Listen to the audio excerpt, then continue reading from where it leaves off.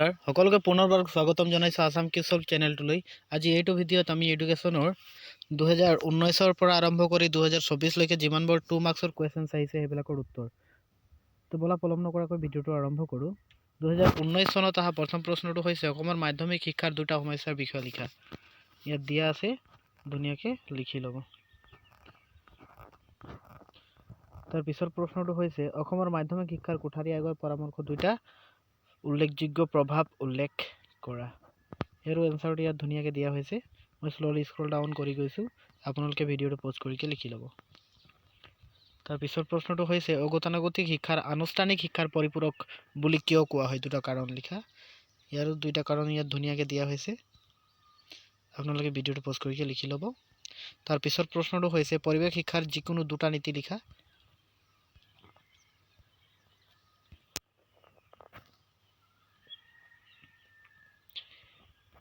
এই নীতি দুইটা ইয়াত ধুনীয়াকৈ দিয়া হৈছে, আপোনালোকে লিখি ল'ব।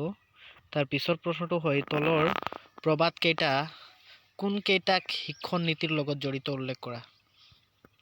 ইয়াৰো এনচাৰটো দিয়া হৈছে। প্ৰথমটো হৈছে অনুশীলনৰ নীতি আৰু ছেকেণ্ডটো হৈছে ফলাফলৰ নীতি। তাৰ পিছৰ প্ৰশ্নটো হ'ল শিক্ষণ আৰু পৰিপূৰকৰ মাজৰ দুটা পাৰ্থক্য লিখা। পাৰ্থক্য ধুনীয়াকৈ ইয়াত দিয়া হৈছে, আপোনালোকে টুকি ল'ব। তাৰ পিছৰ প্ৰশ্নটো হ'ল উচ্চ শব্দ বা হুলস্থুল আৰু জিকমিক পোহৰে আমাৰ মনোযোগ তৎক্ষণিক আকৰ্ষণ কৰে, কাৰণ দৰ্শোৱা। ইয়াত ধুনীয়াকৈ দিয়া হৈছে। মনোযোগৰ বস্তুনিষ্ঠ কাৰকবোৰ চোৱা বুলি কৈছে, কিতাপত পোৱা যাব, আপোনালোকে চাই ল'ব। তাৰপিছত হৈছে স্মৃতিৰ বাবে বিস্মৃতিৰ প্ৰয়োজন, কাৰণ দৰ্শোৱা। এইটো এনচাৰটো ইয়াত ধুনীয়াকৈ দিয়া হৈছে, আপোনালোকে লিখি ল'ব।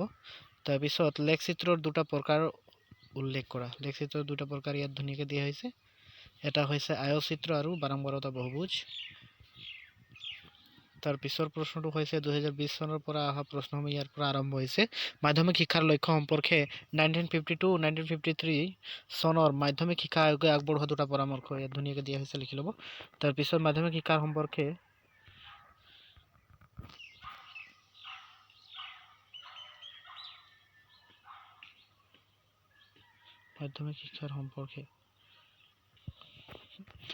একেলগে কুৱেশ্যন দুইবাৰকে আহি গৈছে, ভালকৈ চাই ল'ব। তাৰপিছত অগতানুগতিক শিক্ষাৰ দুটা প্ৰধান বৈশিষ্ট্য উল্লেখ কৰা।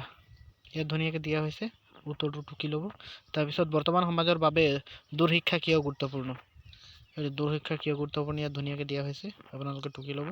তাৰপিছত শাৰীৰিক শিক্ষাই এটা সুস্থ জীৱনৰ বাট দেখুৱায়, দুটা যুক্তি দিয়া। এই যুক্তি দুটা ইয়াত ধুনীয়াকৈ দিয়া হৈছে, টুকি ল'ব। তাৰপিছত ভাল স্মৃতিৰ দুটা লক্ষণৰ বিষয়ে লিখা। ভাল স্মৃতিৰ দুটা লক্ষণ ইয়াত ধুনীয়াকৈ দিয়া হৈছে, কেইবাটাও দিয়া হৈছে, আপোনালোকে লিখি ল'ব। তাৰপিছত হ'ল শিক্ষা আৰু মানসিক স্বাস্থ্য বিজ্ঞানৰ সম্পৰ্ক দেখুৱাই দুটা দিশ উল্লেখ কৰা। ধুনীয়াকৈ ইয়াত দিয়া হৈছে, ভিডিঅ'টো পজ কৰি লিখি ল'ব। তাৰপিছত শিক্ষাত পৰিসংখ্যা বিজ্ঞানৰ দুটা গুৰুত্ব উল্লেখ কৰা।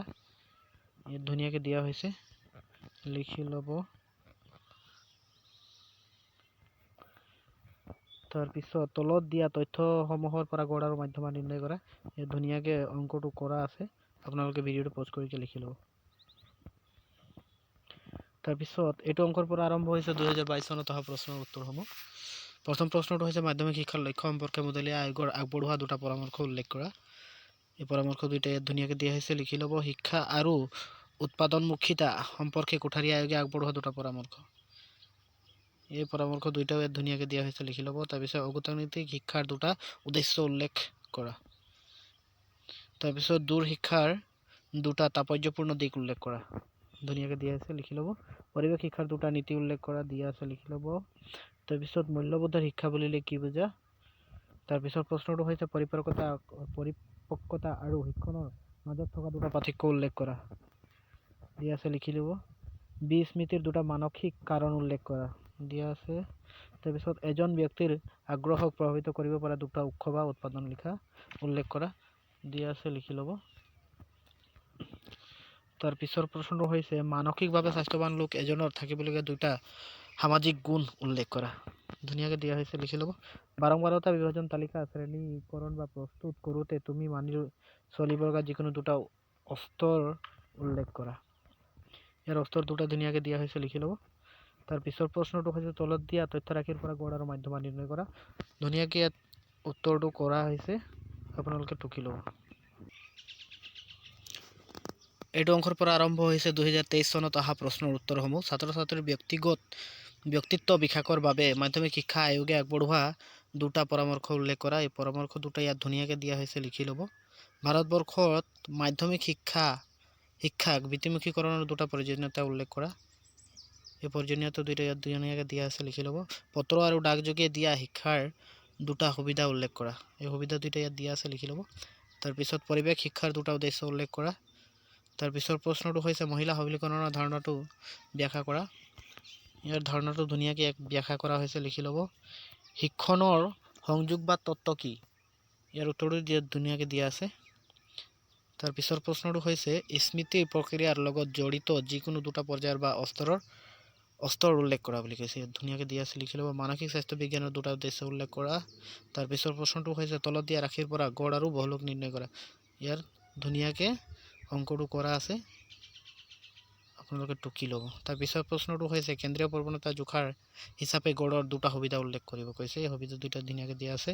মাধ্যমৰ দুটা অসুবিধা ধুনীয়াকৈ দিয়া আছে, লিখি ল'ব। স্মৃতিৰ বাবে বিস্মৃতিৰ প্ৰয়োজন, কাৰণ দৰ্শোৱা। ধুনীয়াকৈ ইয়াত দিয়া আছে, লিখি ল'ব। পৰিপক্কতা আৰু শিক্ষণৰ মাজত থকা দুটা পাৰ্থক্য উল্লেখ কৰা। এই পাৰ্থক্য কেইটা ইয়াত ধুনীয়াকৈ দিয়া আছে, লিখি ল'ব। তাৰপিছত অগতানুগতিক শিক্ষাৰ দুটা উদ্দেশ্য। তাৰপিছৰ প্ৰশ্নটো হৈছে পৰিৱেশ শিক্ষাৰ দুটা নীতি উল্লেখ কৰা। তাৰপিছৰ প্ৰশ্নটো হৈছে মূল্যবোধ শিক্ষা বুলিলে তুমি কি বুজা? ধুনীয়াকৈ ইয়াত দিয়া আছে, লিখি ল'ব। এইটো অংশৰ পৰা আৰম্ভ হৈছে 2024 চনত অহা প্ৰশ্নৰ উত্তৰসমূহ। ইয়াৰ প্ৰথম প্ৰশ্নটো হৈছে অসমৰ মাধ্যমিক শিক্ষাত কোঠাৰী আয়োগৰ পৰামৰ্শ দুটা উল্লেখযোগ্য প্ৰভাৱ উল্লেখ কৰা। ধুনীয়াকৈ ইয়াত দিয়া আছে, লিখি ল'ব।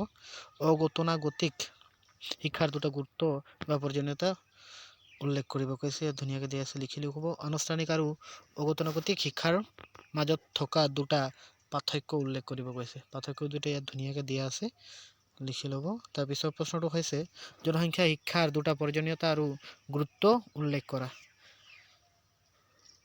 প্ৰয়োজনীয়তাৰ গুৰুত্ব ধুনীয়াকৈ দিয়া হৈছে, লিখি ল'ব। শাৰীৰিক শিক্ষাৰ দুটা প্ৰয়োজনীয়তা আৰু গুৰুত্ব উল্লেখ কৰিব কৈছে। এইটো ধুনীয়াকৈ দিয়া আছে। তাৰপিছৰ প্ৰশ্নটো হৈছে পৰিপক্কতা আৰু শিক্ষণৰ মাজত থকা দুটা সম্বন্ধ উল্লেখ কৰা। ধুনীয়াকৈ দিয়া হৈছে, লিখি ল'ব।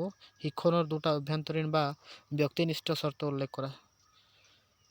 ধুনীয়াকৈ দিয়া আছে, লিখি ল'ব। তাৰপিছত অভ্যাস স্মৃতি কাক বোলে? ইয়াৰ উত্তৰটো ইয়াত ধুনীয়াকৈ দিয়া হৈছে। বিস্মৃতিৰ দুটা মানসিক কাৰণ উল্লেখ কৰা। ধুনীয়াকৈ দিয়া হৈছে, লিখি ল'ব। তাৰপিছত ঐচ্ছিক বা ইচ্ছাকৃত মনোযোগ কাক বোলে? ইয়াত ধুনীয়াকৈ দিয়া আছে, লিখি ল'ব। তাৰপিছত আগ্ৰহৰ দুটা বৈশিষ্ট্য উল্লেখ কৰা। আগ্ৰহৰ দুটা বৈশিষ্ট্য ইয়াত ধুনীয়াকৈ দিয়া হৈছে, লিখি ল'ব। তাৰপিছত মানসিক স্বাস্থ্যৰ যিকোনো দুটা উদ্দেশ্য উল্লেখ কৰা। মানসিক স্বাস্থ্যৰ যিকোনো দুটা উদ্দেশ্য ইয়াত ধুনীয়াকৈ দিয়া হৈছে। তাৰপিছত মানসিক স্বাস্থ্য বিজ্ঞানৰ যিকোনো দুটা লক্ষ্য উল্লেখ কৰা। লক্ষ্য দুটা ইয়াত ধুনীয়াকৈ দিয়া হৈছে, লিখি ল'ব। কেন্দ্ৰীয় প্ৰৱণতাৰ যুগ বুলিলে কি বুজায়? ইয়াত ধুনীয়াকৈ দিয়া হৈছে, লিখি ল'ব। তাৰপিছৰ প্ৰশ্নটো হৈছে তলত দিয়া তথ্য ৰাশিৰ পৰা গড় আৰু বহুলক নিৰ্ণয় কৰা। গড় আৰু বহুলক নিৰ্ণয় কৰিব কৈছে। ধুনীয়াকৈ দিয়া হৈছে, লিখি ল'ব। ইয়াৰ উত্তৰটো প্ৰপাৰকৈ অহা নাই। এই ৰাশিটোৰ ক্ষেত্ৰত বহুলক হ'ব আপোনাৰ 56। আপোনালোকৰ বহুলক হৈ যাব 56 আৰু গড় হৈ যাব 57। আজিৰ ভিডিঅ'টো ইয়াতে সামৰণি মাৰিছে। ভিডিঅ'টো যদি ভাল লাগিছে নিশ্চয় এটা লাইক কৰি যাব। ভিডিঅ'টো সম্পূৰ্ণ দেখাৰ বাবে ধন্যবাদ।